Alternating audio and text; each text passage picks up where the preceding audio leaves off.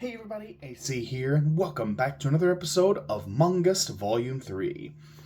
This time we are talking about the third manga slash manhwa that I believe deserves an anime adaptation, Solo Farming in the Tower.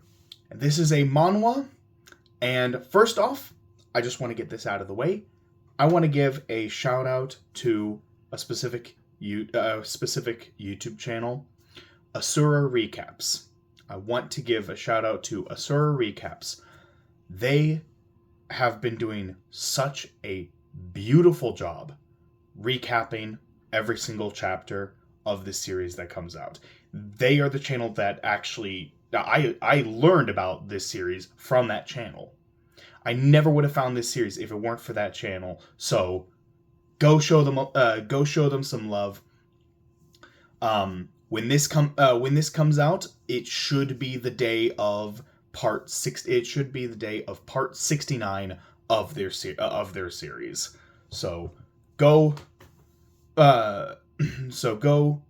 give them some love.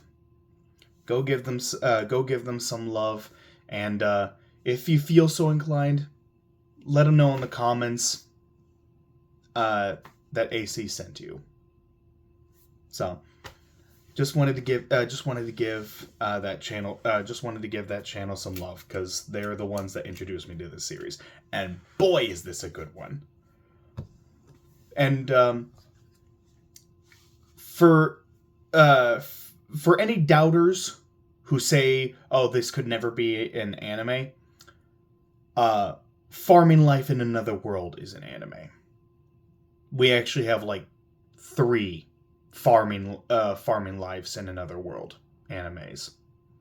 Not to mention we also have like 5 doctor animes and like 3 drugstore animes. There are a lot of isekai animes where the main character doesn't really do much. Okay? There's a lot of isekai animes where the main character doesn't really do much and not a whole lot happens.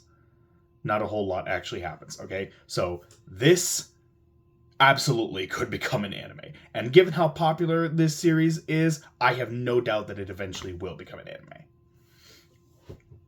anime. So what is it about?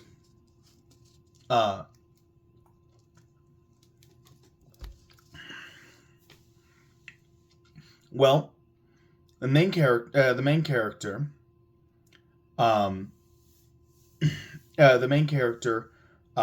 lives in a version of the world where portals to a dungeon just suddenly appeared one day. Portals to a dungeon suddenly appeared, and you can go into the dungeon, and you can fight your way through as an adventurer and earn lots of money. And basically everything that we have in the world, everything we have in our world is basically brought to us through the dungeon. It is brought to the dungeon, and then it is mass produced and sold back and sold to the people. So, main character, his family is not doing so good. They are not very well off, and he wishes he could do something, but he's not a fighter. He's not a fighter in any way. So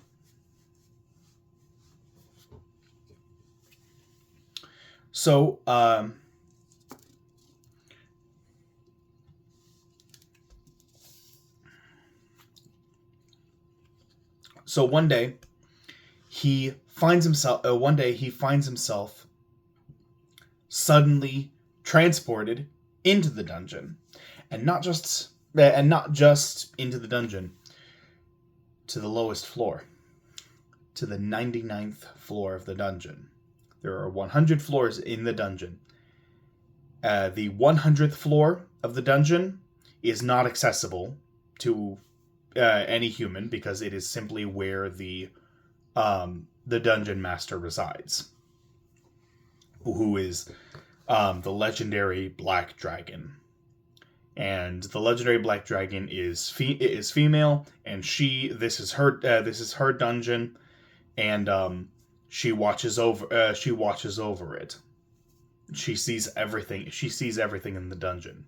She's the dungeon manager, and he finds himself in the 99th floor, and he manages to get into a cave and hide. He manages to get into a cave. And hide, and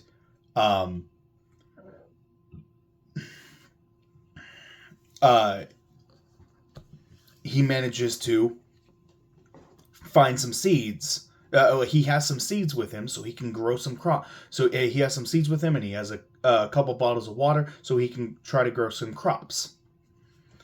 And the manager basically takes pity on him and basically gives him a couple basic skills to help him at the very least survive down there, until she can figure out how to get him out of there, since he was never supposed to enter the dungeon, and so she feels responsible, because she didn't know he was going to be where she would spawn another portal. And so she's not entirely sure why he suddenly appeared in the 99th floor instead of on the first floor. So she feels sympathetic. She feels sympathetic that he's in this predicament, partly because of her.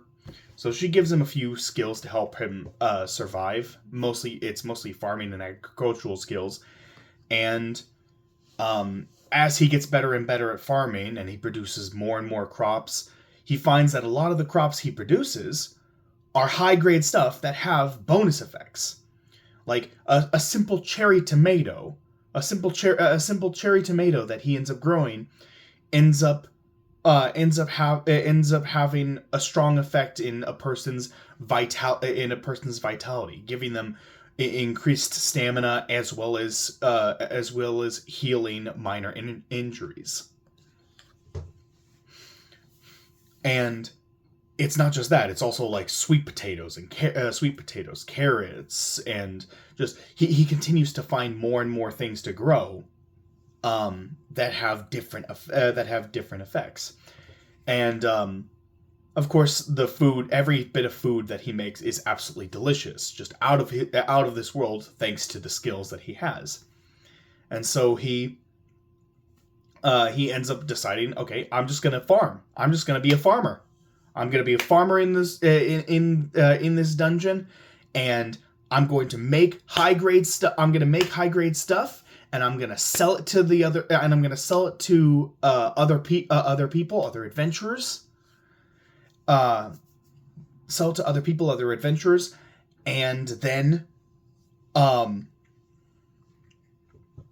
sell to other people, to other adventurers, and have the money that I earn sent to my family so they can live comfortably. And he employs the help of some monster rabbits and a wandering cat merchant. And he ends up getting help from from a mama and child giant red bears that are guardians of the 99th floor, as well as he gets help from minotaurs, and he gets help from bee wasp, which are these which are a type of monster that's on the 99th floor. And he amasses this whole army of all of these different monsters, to help him, and they are all more than happy to help him because he's feeding them. Because the 99th floor is a barren wasteland. There is virtually no food to eat whatsoever. There's virtually no food to eat whatsoever. And so as long as he continues to produce food and give them food to eat, they are more than happy to be loyal to him and do basically anything he says. And so he basically pretty quickly, within a year of being trapped within a year of being trapped in the dungeon, he becomes basically the master of the 99th floor, to the point where a lot of people start mixing him up with the Black Dragon and thinking he is the Black Dragon in human disguise. And it's so funny, it's so entertaining. I love everything about this series. It is so good, and I always look forward to the recap of the newest chapter from Asura Recaps every week. So, in fact, by the time you guys are watching, by the time this video goes up, I'm probably already in the middle of watching it. So, yeah. But yeah. In any case, he does eventually want to leave the tower. He does eventually want to leave the tower. But to do that, he needs other people to get to the 99th floor, because he cannot leave to go to a higher floor from the lower floor. Someone from a higher floor has to come down there where he's at. So the stuff he makes is helping adventurers to get further and further in the labyrinth. So as long as he continues to make food and he continues to get better and better at farming, then the food he sells to adventurers will help them to get closer and closer to where he is, until eventually they'll be able to get to the 99th floor, and then he'll finally be able to leave. And currently in the series, adventurers have made it all the way to the 68th floor, I believe it was, or 67th floor, 67th or 68th. And recently the 70th floor also had like there was a certain infestation of a certain type of monster that was wreaking havoc on several different floors, the 70th floor especially. And so the monsters there have been pretty weakened on the 70th floor. So once I am from the 70th to the 75th floor, so once the adventurers manage to get through the next couple floors and get to the 17th floor, they'll have a pretty easy time getting to the 76th floor. And then they'll just be a good 24 floors away from where he is. So they're getting pretty close to finding him.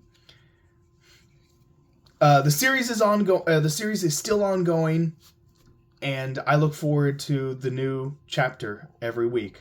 I read the new chapter, and I watch Asura Recaps video on it every week. It's a wonderful series. So, in any case, that's gonna be it. So, thank you all so much for watching, and I will see you all in the next video. Take care, everybody.